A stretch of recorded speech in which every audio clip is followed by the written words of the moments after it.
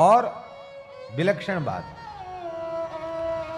भयंकर अकाल पड़ा और उस अकाल में अन्न नहीं मिल रहा था और श्रावण भादों का उत्सव का समय आ गया। तो 20-25 महंत वृंदावन के संत समाज के अंग्रेज कलेक्टर से मिलने गए मथुरा। अंग्रेज कलेक्टर था कि महाराज हमारे यहाँ उत्सव आ रहा है, थोड़ा अन्न की व्यवस्था हो जाए। तो अंग्रेज कलेक्टर बोला हम कुछ नहीं सुनेगा, जो गेहूं खाएगा वो गोली खाएगा, जो गोली खाएगा वो गेहूं खाएगा, कह के भीतर चला गया। माने उसके कहने का मतलब था कि तुमको गेहूं खाना है साधुओं को तो गोली खाओ, माने फौज में भर्ती हो जाओ, युद्ध करो, लड़ाई लड़ो तो रोटी खाने को मिलेगी, नहीं तो नहीं मिलेगी। जो गेहूं खाएगा वो गोली खाएगा, जो गोली खाएगा वो गेहूं खाएगा। ये बात है सन 1942 की।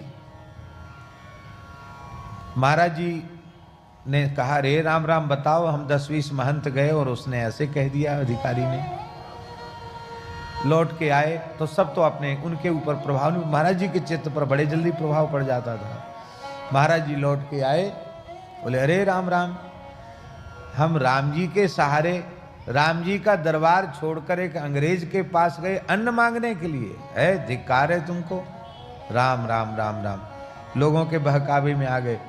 अब अन्न का आज से त्याग कर देते हैं।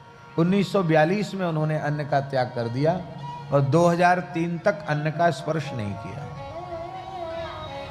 मध्याह्न में 24 घंटे में एक बार 1.5 छटाक साग और शाम को 1.5 पाव दूध, यही उनका 1942 से लेकर और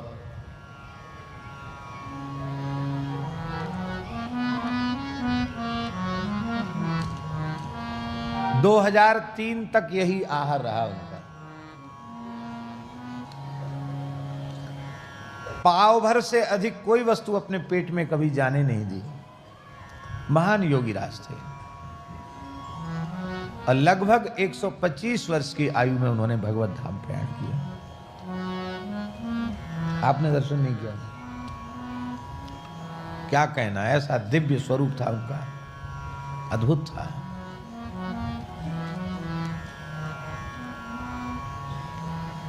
और रसोई रोज बनाते थे ठाकुर जी के अपने हाथ से। रसोई 8 फुलका भगवान के लिए बनाना, साग बनाना, दाल, सब रसोई पूरी बनाते थे।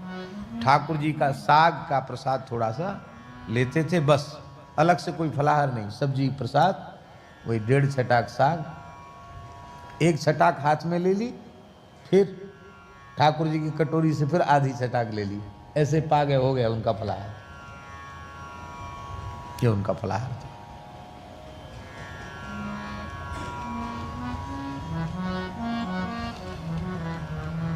ठाकुर जी ने फिर एक बार परीक्षा ली। देखो, प्रतिज्ञा किया कि हमको किसी से कुछ नहीं लेना है। तो उसके बाद तो यह घटना घटी, तो अन्न भी छूट गया। बोले ठाकुर जी को तो भोग लगाएंगे, लेकिन अब अपने ऊपर अन्न का प्रतिबंध कर देते हैं। कर दिया। इसके बाद क्या हुआ कि एक बार ऐसी स्थिति आ गई कि ठाकुर जी को केवल चावल का भोग लगा, दही भात और कुछ जमुना जी के किनारे से भाजी उतार लाए थे, उस भाजी, 1 फूटी कौड़ी स्थान में नहीं, दही भात और भाजी, ये ठाकुर जी को भोग लगा। और दूसरे दिन के लिए ठाकुर जी को क्या भोग लगेगा वो नहीं था। तो महाराज जी प्रतिज्ञा कर चुके, न 1 मुट्ठी अन्न किसी से मांगेंगे और न 1 रुपए किसी से मांगेंगे। तो ठाकुर जी को भोग धरा के गए और जब भोग उतारने आए तो ठाकुर जी मन ही मन ठाकुर जी को जब श्रृंगार उतार रहे, बढ़ा रहे थे श्रृंगार, अभी भी खाक चौक के वही ठाकुर जी हैं। तो मुकुट क्रीट बढ़ा करके श्रृंगार, धनुष बाण बढ़ा दिया जाता ना, जैसे भोग लगाते हैं तो मुरली धनुष बाण सब अलग कर दिया जाता है, तब ठाकुर जी आरोगेंगे, आचमन कराया जाता, यही पद्धति है। तो भोग लगाते लगाते ठाकुर जी से कहा महाराज जी ने मन ही मन, देख लो सुन लो कान खोल के, हम हाथ तो पसारेंगे नहीं किसी के सामने। रही आपके राग भोग की बात, तो स्थान में गैया है, दिन भर गैया चराएंगे। जमुना जी के पल्ली पार जाके जमुना किनारे गैया चराएंगे और खूब चकाचक दूध का भोग आपको लगाएंगे, दही का भोग लगाएंगे, मठा का भोग लगाएंगे, माखन का भोग लगाएंगे। और अब अन्न की तो राम राम। आपको अन्न का भोग लगाना हो तो अपनी जुगाड़ खुद करो।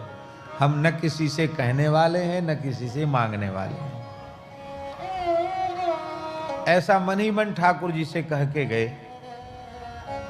और जब भोग उसारने आए ठाकुर जी का, तो खाक चौक के ठाकुर जी की देहली पे 2 रुपया रखे। कितने रुपया? 2 रुपया। ये भी घटना 1942 की। 2 रुपया रखी। तो उन जमानों में सेठ साहूकार तो चुवन्नी चढ़ाते थे, और नहीं तो आम जनता तो धेला पाई चढ़ाती थी। धेला चलता था, पाई चलती थी। और कोई राजा आता था तो रुपया चढ़ाता था। 1 रुपया चढ़ाने वाले को राजा माना जाता था। महाराज जी सुनाते थे। तो महाराज जी ने एक संत रहते थे खाक चौक में, उनका नाम था श्री दामोदर दास जी। वो ठाकुर जी के दरवाजे पे बैठे थे। तो महाराज, दामोदर दास। हाँ महाराज। अरे भाई कौन आया, ये भेंट कौन चढ़ा गया 2 रुपया? तो बोले, महाराज यहाँ तो मक्खियों नाए आई, ऐसे बोलते थे वो।